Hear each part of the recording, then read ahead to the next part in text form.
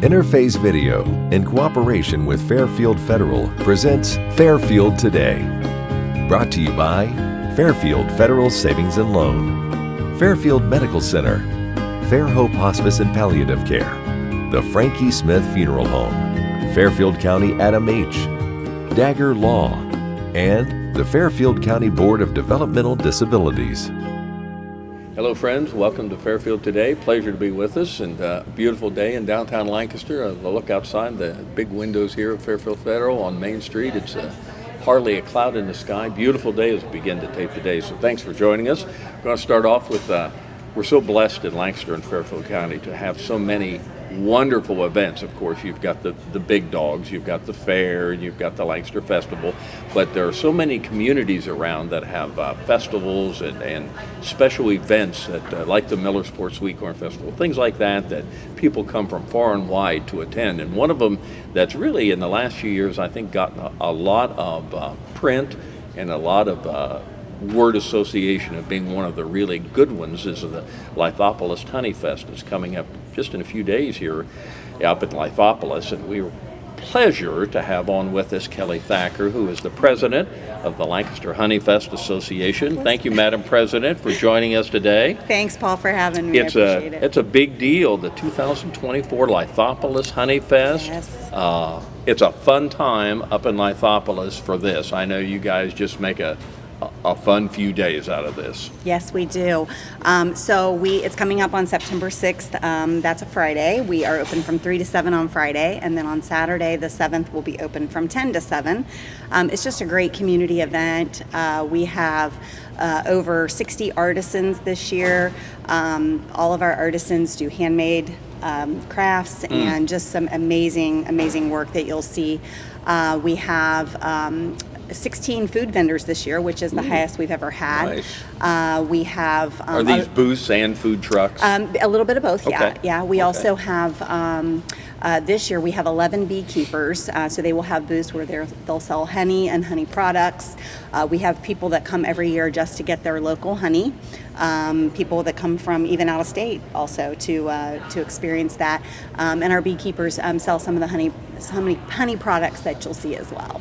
And I am one of those folks that get local honey because I guess I've heard, and maybe from my beekeeper friends, that it's better health-wise for you because it is made from things that the bees around here pollinate. Absolutely. Am I close on that? You are absolutely correct, yes. And I actually learned that several years ago when my daughter did that for a science fair project where she investigated the benefits of local honey. But yes, it is good because the pollinators are in your area, and it is the pollen that we are around every day. And we can stay on that for a little bit, and we'll talk about all the fun things you've got going. You mentioned that we've got bee beards, and we've got food vendors, and you've got things to do. But actually, there's a lot of learning that people can find out about beekeeping, about bee gathering. You'll have shows up there and presentations and orientations where you can learn more about this. Really, it's really a skill that we need. Absolutely.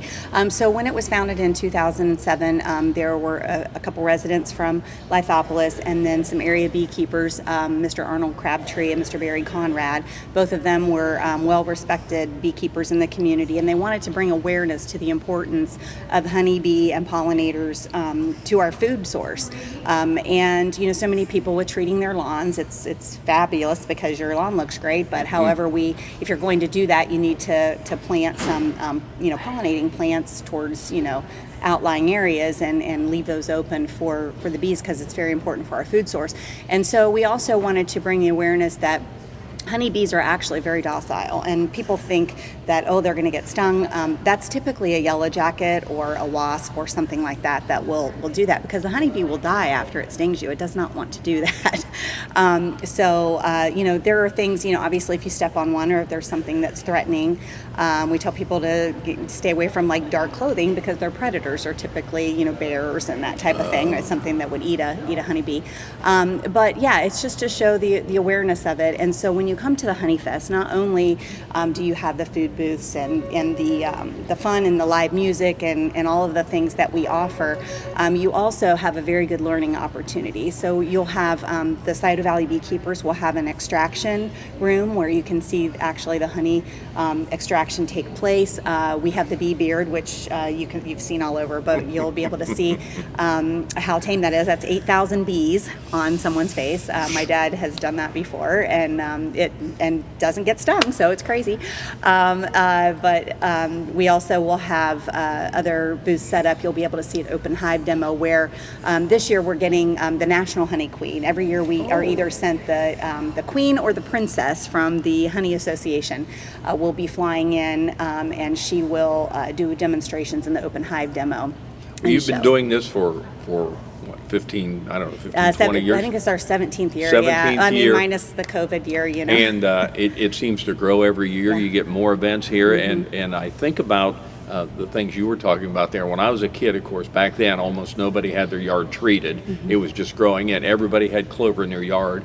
And the only time that I ever had a bad experience with bees is when I would go out barefoot and step on one. Right. That's it. They Right. weren't aggressive to me. It was me being aggressive to them. Right. And my beekeeper buds tell me that it's a problem now, and you alluded to that a little bit, about bees just aren't as plentiful as they used to be because of things like you said with chemicals. Absolutely, and it's a necessity for our food source. I mean, they pollinate what we eat and how the food is made. So we definitely need to have that. So if you are going to treat your lawn, try to find an area and plant some pollinators. And we're actually at the Wagnalls Memorial, who we partner with during the festival. Many of you have been to that beautiful facility. Great place. They are taking an active part. They are going to have the OSU pollinators.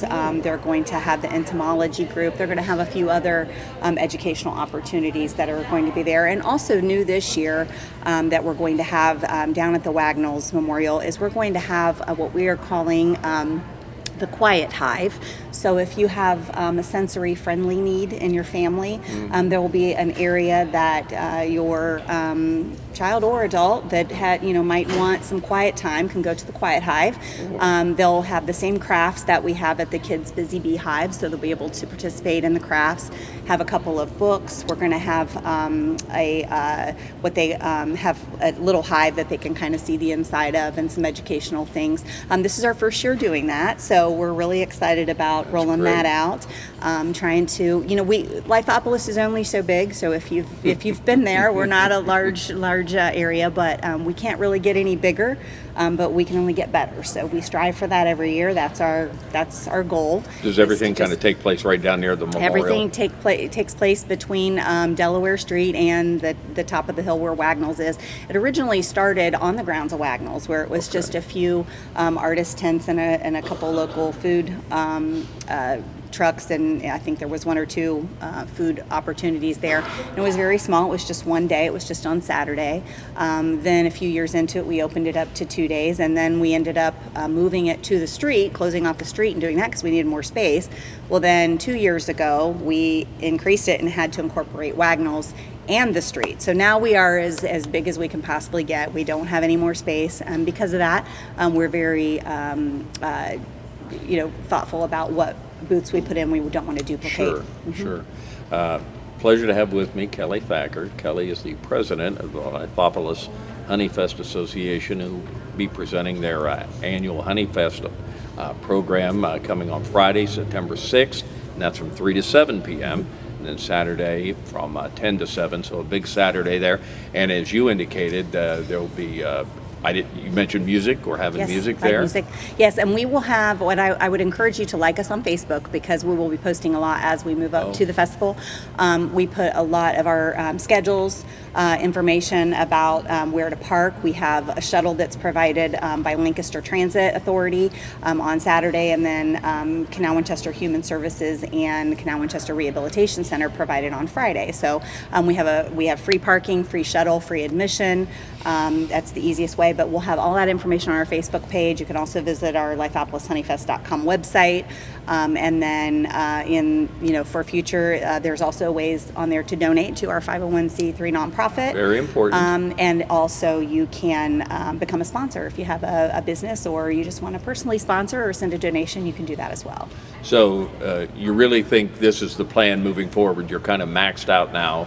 I think where as you're far going as to go. I think as far as space goes, we are continuing to get better each year, having better entertainment, food booths, that type of thing, other educational opportunities. We just get better each year. So and we have fantastic restrooms. That's very important when you have 20,000 people coming in. Is that right? 20,000 yeah, that's what our people. estimate Now, I know is. you said it's from really all over the country, certainly regionally. Yes. And you're the only one in Ohio? Yes, we're the only one in Ohio. I actually had someone talk to me last year at the merchandise booth where I was helping out to sell T-shirts that said that they come every year from Tennessee, that they love it. So there's, the beekeeping community is good about spreading the word, but then we also have local people. And one year we had unfortunately bad weather and we had rain, and we had people that were coming in and running through it with their umbrella to get their local honey because that's where they buy it every year. So, hopefully, knock on wood, we have good weather. That's always what you hope for when you have a festival. But it's we estimate about 20,000 because a few years ago they had done kind of a count.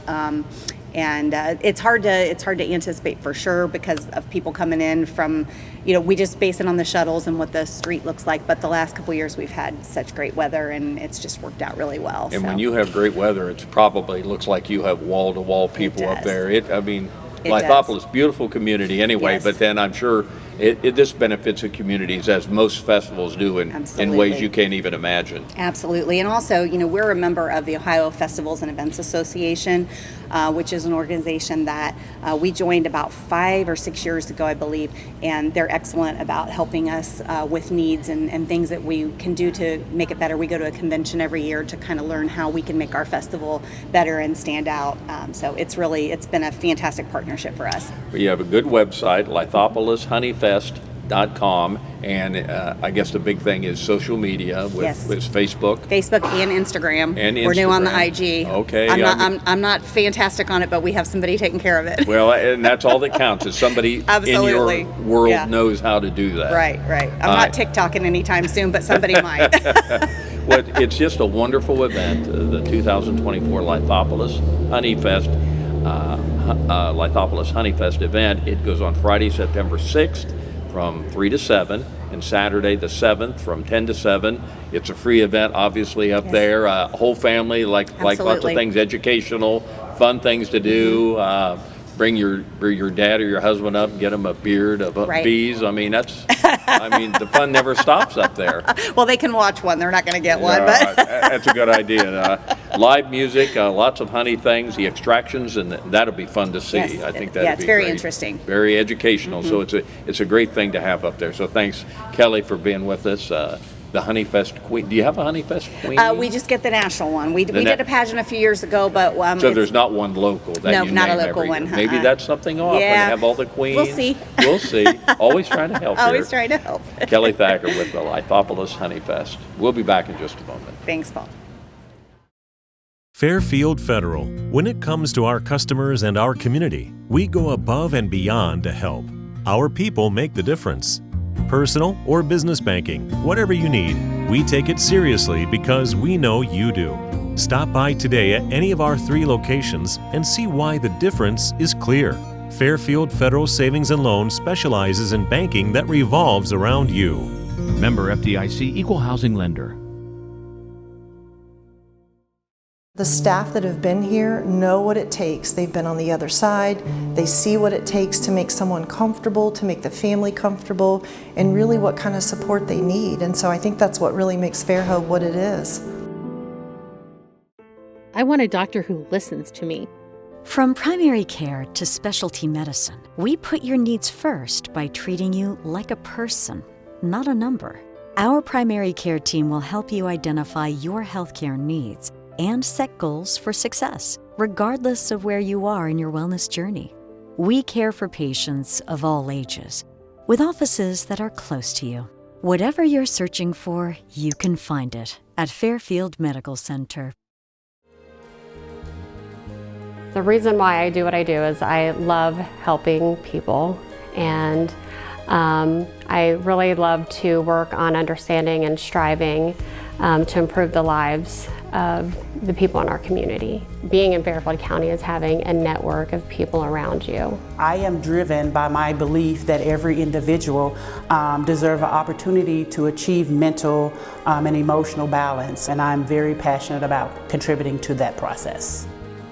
Community, connections, collaboration. The Fairfield County Way.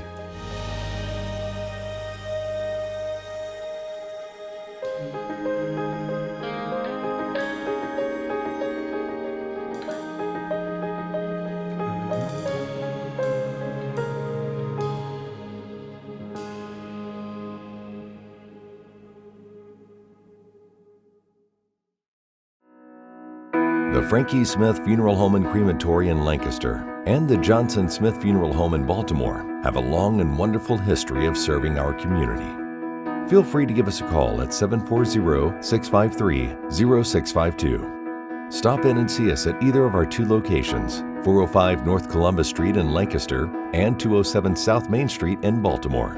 Respect for tradition, regard for change. Hello friends, and welcome back to Fairfield Today. Appreciate Kelly giving us the update on one of the reasonably new festivals in the area, the Honeyfest at Lithopolis. An awful good opportunity to go up there and see that if you get a chance. Well, here we are in the kind of into the fall season with football and things starting to happen around Lancaster and Fairfield County, and one of those events that kind of contiguous to all that is the opening of the schools, and I thought it'd be a good opportunity to talk about the new year for the Lancaster City Schools, and who better to do that than the principal at Lancaster High School, Scott Burre. Mr. Burre, welcome. Thanks for having me, Paul. It's always a pleasure. I know it is. Good Sherman boy like you, good Lancaster High School boy like you, always good to have you on. What is this, year 8? Year 8 is principal at Lancaster High School. And then several before that at Sherman? 7 years principal at General Sherman and 10 or 11 years teaching. I think this is year 27 overall. You're getting up there a little bit for the young quarterback I remember at Lancaster going to Mount Union. It's been a few years since those days. It happens fast. Be careful what you wish for. Trust me, I know. So here we are. Schools have started. We'll talk about some things about the new school year, but when you look back over your arc as principal, you were pre-COVID, COVID, and now I'm not sure we're post-COVID, but it's after the big COVID. Is that the biggest thing in your time that you've had to deal with, you think? I mean, absolutely. The one thing we look at is for me to get through a school year, I always put it in chunks.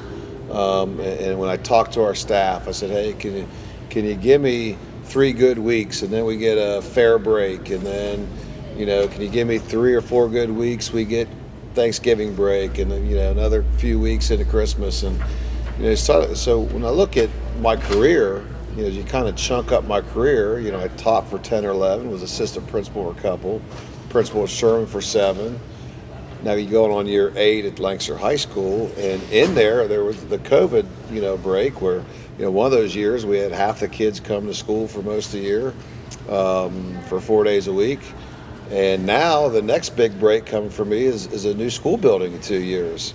So, my career has kind of gone in some chunks where I've never... just hasn't been the same every day. Yeah, and I always wondered how the great Dick Goss at General Sherman, 35 years of social studies at General Sherman, one of my mentors, great man, great teacher, great coach. That's what he did for 35 years. But for me, it's kind of been chunked up like that, so it's been a little easier I think about those to get through good years of General Sherman teachers. Several I got to know. We talked about Dick Goss, Gary Short, Jack Stiers, the people that I really knew personally that are long gone from the school system. As I don't think even any of them were there when you were at Sherman, were they? They were all gone. I replaced Gary Short as basketball coach over there and taught with Dick. And Jack Stiers was my principal for a year. They had I remember those boys, Short and Goss were tremendous basketball coaches back in the Jack Greathouse era. They were the, I think, 8th and 9th, maybe 7th and 8th grade coaches at Sherman, but they had undefeated teams. They were turning out tremendous teams at General Sherman. They great mentors, great men and great mentors. And one of the highlights of my year revolves around the percussion ensemble. And Dave Rainford comes in town for the percussion ensemble. Mr. MC. And Dave Davis puts together a little lunch, and Gary Short, Dick Goss, Dave Stockham, Tim Shoemaker, Jack came in town this year. I mean, and I get together and hear the same old stories again, and really enjoy being around some of the people who kind of molded me as a young man and kid. You were fortunate because that's kind of a who's who of great teachers, coaches, extracurricular people that did stuff. They were, everyone you named, or they were solid individuals. Good people to look up to for you. Absolutely. So here we are, beginning 8, just got underway a week ago, the official opening. What's different? Can we see anything we can see different in terms of starting day when you started a week ago, or times, or anything? Well, the biggest change this year, obviously, is with cell phones. We've instituted cell phones in classrooms, and I think our. What do you mean instituted them in classrooms? Cell phones aren't to be out anymore in our academic classes. Okay. We haven't done a full school ban of cell phones, like a lot of schools. Some schools have around done us that. Have absolutely. A district started that last year, and with positive results from students. And staff. Students are now kind of more communicating with each other. Not just necessarily in their phones. Phones are important. They play a big role, but educationally, taking a step back from that, it can help. I did hear a principal say that after the first couple of days of school, and they have a no ban or no cell phone at all. That kid told him after the day, he took his phone off airplane mode and he had 102 notifications. I don't know if that's good or bad, but you're talking about 102 notifications coming in a school day, and the distraction that can cause, and some of the addiction that can cause. You divide that out, that's a bunch of beeps every period. Mm-hmm. So it's an issue that that we're dealing with, and I think we're dealing with it in what we felt is the right way, and we can always make adjustments as we go. But we've got a starting place. Does your teaching staff? I would guess they would agree with these changes so far that you've instituted. It's probably worked well for them. Yes, they there's some teachers who have some educational reasons to use cell phones in their classes, and that's still be approved to do so. Sure. But for the most part, just getting some focus back on education and teaching and learning, and taking out some of those distractions has been a good thing. So school started a week ago. We're moving along here on that. Busing, everything is kind of back to where it is now, and probably not a lot of changes there. We're moving. Yeah. We're moving right along. And you get in this business as long as I've been. The years go by a little bit faster. Summers go by a little bit faster, and sometimes you want to slow down a little bit, but we're moving along. It is what it is. Huh?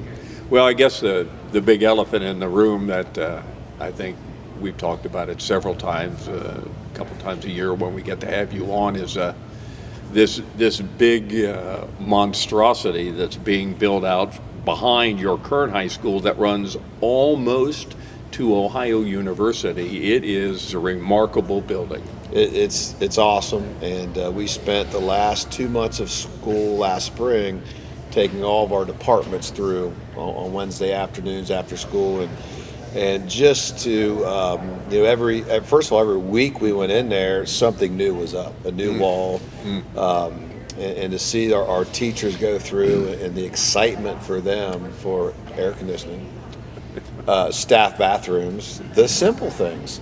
just the excitement that they have coming. And like I said, these 2 years are going to fly by really fast.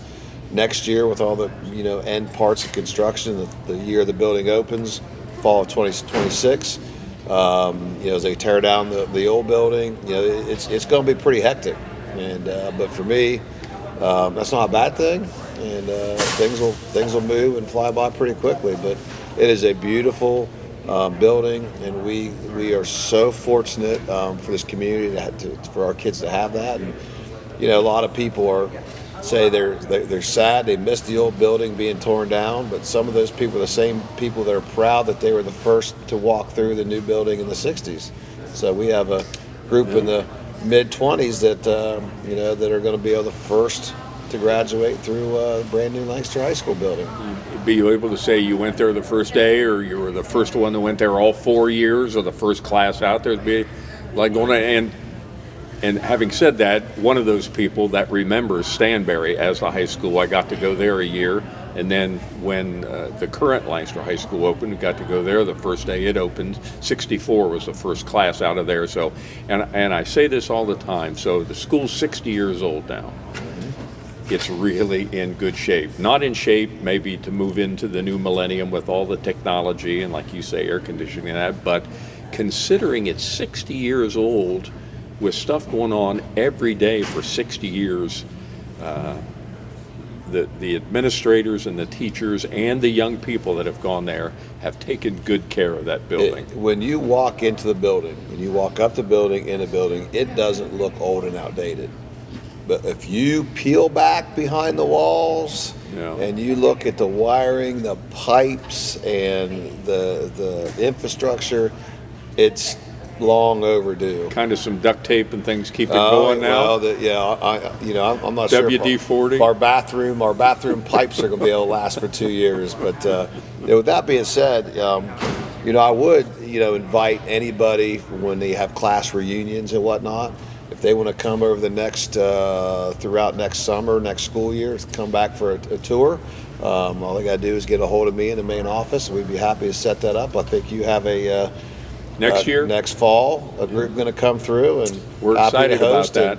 Walk you through, and I love hearing old memories that people have. We just had the class of 60. Might have been 63, 64. Summer came through, and there was probably 20 of them. Yeah. Mr. Kennard, our assistant principal, I was on vacation that day, but he walked them through, and he really enjoyed hearing the good old stories of what happened here and what happened there and what teacher was in this room that they really liked. And I always enjoy that. So I'd invite anybody that wants to bring their class reunion, a gathering over, to get a hold of them. We can facilitate that. Thanks so much. And just for a timing issue, so school there will start in 2 years from about right now. Fall of 26. That'll be the intended time for that. And then it will be, I guess, we had the superintendent on not too long ago, and I think I asked him about it. And so school opens up in 2 years, right about now in 26. It'll be that summer or something that actually I think Lancaster will be starting to be torn down, just in the anticipation that you're going to open, once they know that for sure. Is that about right? Yes. Okay. Yes. And you pointed this out to me years ago, and I can't tell you how many people I've told this to, and it never dawned on me till you told me. This has been 4 or 5 years, a long time ago, that the Lancaster High School footprint now goes from the Ball Diamonds almost to Ohio University. And in a day and age where land is king, where green space is hard to come by, a credit to the school board, the past superintendents we've had, this current past school boards, to look ahead and say, this is the vision we want for Lancaster. That's pretty remarkable. Well, you talk about the vision from 1960, to start it there. Yep. Now that from 37 from Fair Avenue, that is all Lancaster High School campus. And I'm very involved in the OCC and in our principals there, and they always love coming down in the fall to football games that we host, because just the setting it sits in. You go to a lot of the suburbs in the OCC, a lot of them sit in neighborhoods, or a lot of the newer ones sit in cornfields that are going to be neighborhoods. Landlocked. So it's just a beautiful, beautiful setting, and something I'm very proud to be part of. Scott Burre, who is the current and long-tenured principal at Lancaster High School, thanks for joining us. Go Gales, we know that's always your sentiment. It's going to be another fun year. We look forward to all the things that goes on with academics and athletics and preparing young people for the future, which I think Lancaster does such a great job of. So congratulations for you and your staff. Great job that they do, and we'll talk to you throughout the school year as things move on. Yep, good luck. We're looking forward to the class of 2025 and giving them a great year, their senior year, their last year as Lancaster Gales. I believe you'll do that too. Thank you. Sure. Scott Burre with Lancaster City Schools. Thanks for joining us on Fairfield Today. Interface Video, in cooperation with Fairfield Federal, presents Fairfield Today. Brought to you by Fairfield Federal Savings and Loan, Fairfield Medical Center, Fair Hope Hospice and Palliative Care, the Frankie Smith Funeral Home, Fairfield County Adam H., Dagger Law, and the Fairfield County Board of Developmental Disabilities.